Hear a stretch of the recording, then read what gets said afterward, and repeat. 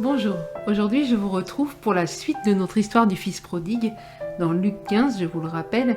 Et donc nous avons vu dans les autres capsules que en premier lieu, le fils il est rentré en lui-même et puis il a dit « je me lèverai et j'irai vers mon père ». Il a pris une décision et j'espère que tu l'as prise, toi qui m'écoutes.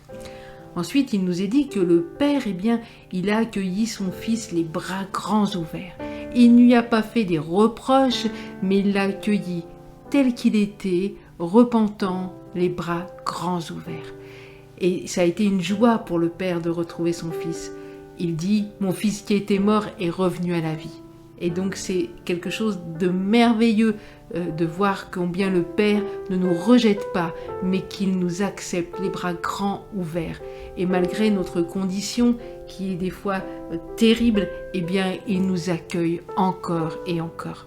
Ensuite, nous avons vu que le père demande au serviteur qu'on remette une nouvelle robe à son fils, un anneau au doigt, des sandales.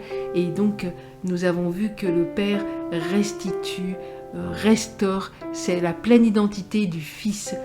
Elle redevient le fils de Dieu, véritablement, le fils du père, du propriétaire. Et c'est merveilleux. Et maintenant, nous allons voir la suite de cette histoire parce qu'il y a une suite. Donc, il nous est dit, je vous invite à le lire, que c'est à partir du verset 25. En fait, le fils aîné, lui, il était en train de travailler dans les champs. Et puis, il a entendu de la musique, parce que je vous rappelle qu'ils ont fait la fête pour le retour du fils prodigue.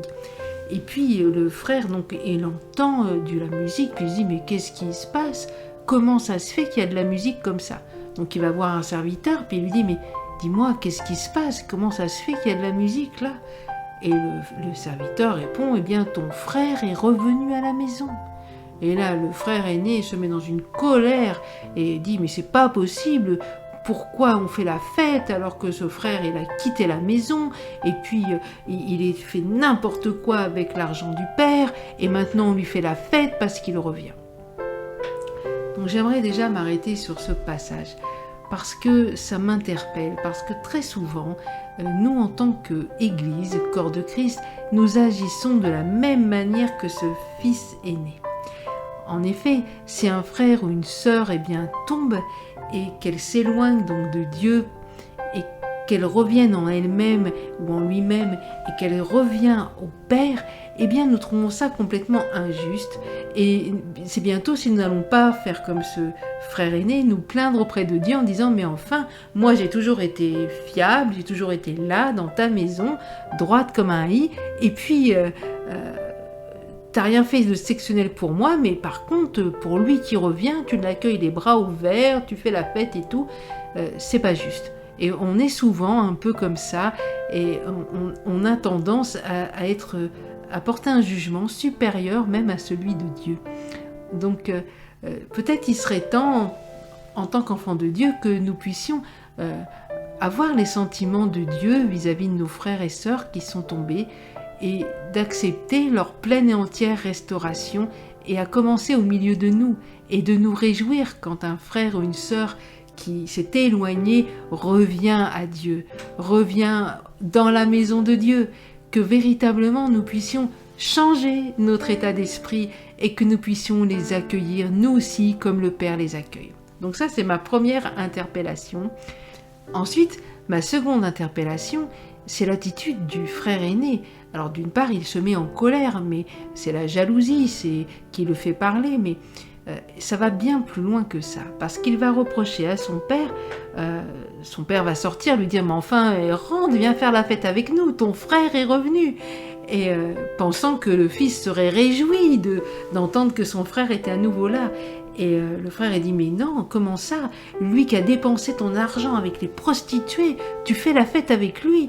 Et moi, en fait, j'ai toujours été là, toujours été fidèle, toujours été à la maison, et tu m'as même pas donné un petit chevreau, et pour lui, tu sors le veau gras. Non, mais ça va pas du tout, ça. Il est hors de question que je me joigne à cette fête. Et le père lui répond, et ça, je vous invite à le lire, « Mon enfant, lui dit le père, tu es toujours avec moi, et tout ce que j'ai est à toi. Mais il fallait bien faire la fête et nous réjouir, parce que ton frère que voici était mort et il est revenu à la vie. Il était perdu et il est retrouvé. » voilà un fils aîné qui était toujours dans la maison du Père, qui était toujours dans la maison de Dieu, qui était toujours en présence de son Père, mais qui ne connaissait pas son Père. En fait, il n'avait pas compris comment le Père fonctionnait. Il n'avait pas compris qui était véritablement son papa. Il ne se sentait pas chez lui dans cette maison. Il ne se sentait pas chez lui dans la présence de son Père. Si par exemple une de mes filles vient à la maison et qu'à la fin, eh bien, elle va pas me demander si elle peut ouvrir le frigidaire. Elle va aller se servir elle-même. Et c'est tout à fait normal, elle est chez elle. Ce qui ne serait pas normal, c'est qu'elle me demande si je peux éventuellement lui permettre d'ouvrir le frigidaire. Et de la même manière, nous avec Dieu, nous sommes ainsi. Et parfois, nous n'osons même pas demander les choses, pensant que ce n'est pas pour nous. Or, le Seigneur nous dit, « Mon fils, ma fille, tout ce que j'ai est à toi. » Alors aujourd'hui, je voudrais t'encourager, toi qui m'écoutes. En premier lieu, si ton frère ou ta sœur revient à la maison, revient auprès de Dieu, eh bien, ne sois pas en colère, mais réjouis-toi pleinement, réjouis-toi avec le Père. Faisons un avec le cœur du Père. Puis la deuxième chose, c'est si nous n'avons pas véritablement compris qui est notre Père, si nous n'avons pas pleinement pris ce que Dieu nous offre, pleinement accepté quels sont nos droits avec Dieu, nous sommes héritiers, co-héritiers avec Christ.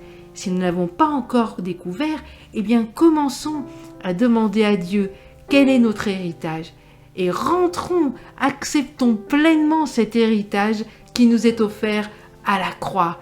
Acceptons pleinement la guérison, acceptons pleinement la restauration pour notre propre vie, acceptons les cadeaux de Dieu pour nos vies. Je laisse là votre réflexion et je vous dis à une prochaine fois.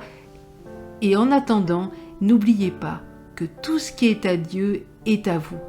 Retenez les promesses que Dieu a données dans sa parole et appropriez-les vous à l'intérieur de votre cœur pleinement parce que la parole est la vérité. Et ce que Dieu dit, il l'accomplit. Alors accaparez-vous toutes les promesses du Dieu vivant. Je vous dis une excellente journée.